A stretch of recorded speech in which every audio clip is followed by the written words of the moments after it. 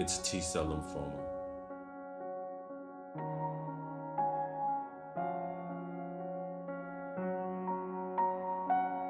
After I hung up the phone, even though I was not surprised by the news, I was feeling more emotional than I thought I would.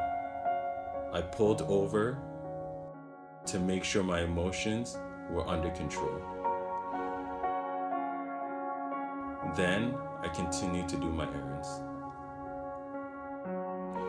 When I reached home, I called the health center. They encouraged me to deal with it right away. I went back to the health center. They all greeted me with a warm welcome. I felt like I was right back at home.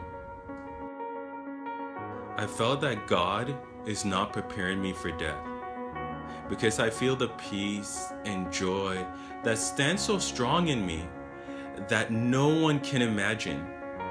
But I start to ask myself, am I in denial about the news I received? Is it normal?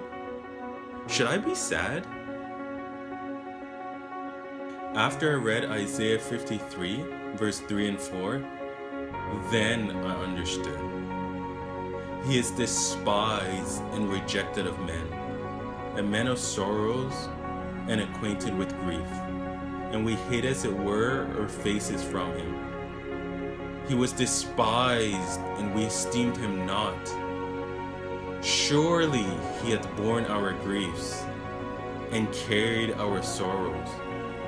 Yet we did esteem him stricken, smitten of God, and afflicted.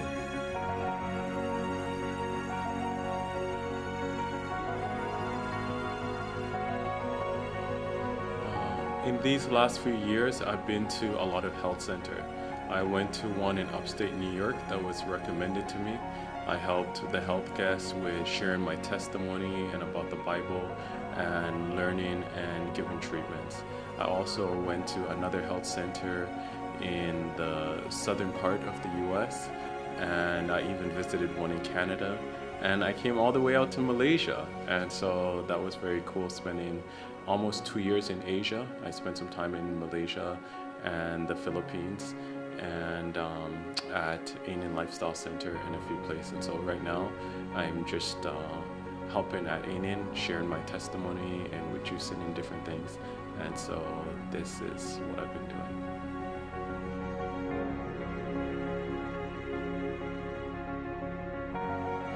My plans in ministry in the future, I would love to work as a chaplain at one of the centers, just to encourage people, especially people that are very down and with cancer, and to share my testimony with them and pray with them and just encourage them in the Lord. I also would love to take a course on herbs to learn more about the different herbs that help with cancer and your immune system and things that will better myself, as well as to be able to help those that are in need. And so these are my future plans.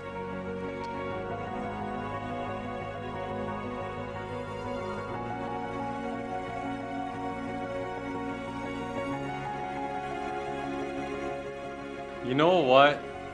There's hope.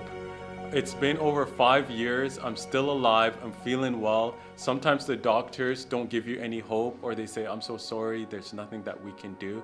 And I just want you to know that there's hope and that you can get better.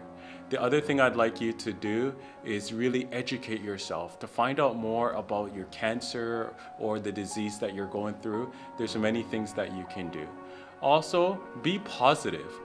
The things that you're going through these dark days, draw strength from the Lord during this time and help other people. Don't say, well, I have problems of my own, I can't help anyone. Help other people, and during this time, you will go through your school of sorrow and you will come out even better. This is what I'd like you to know.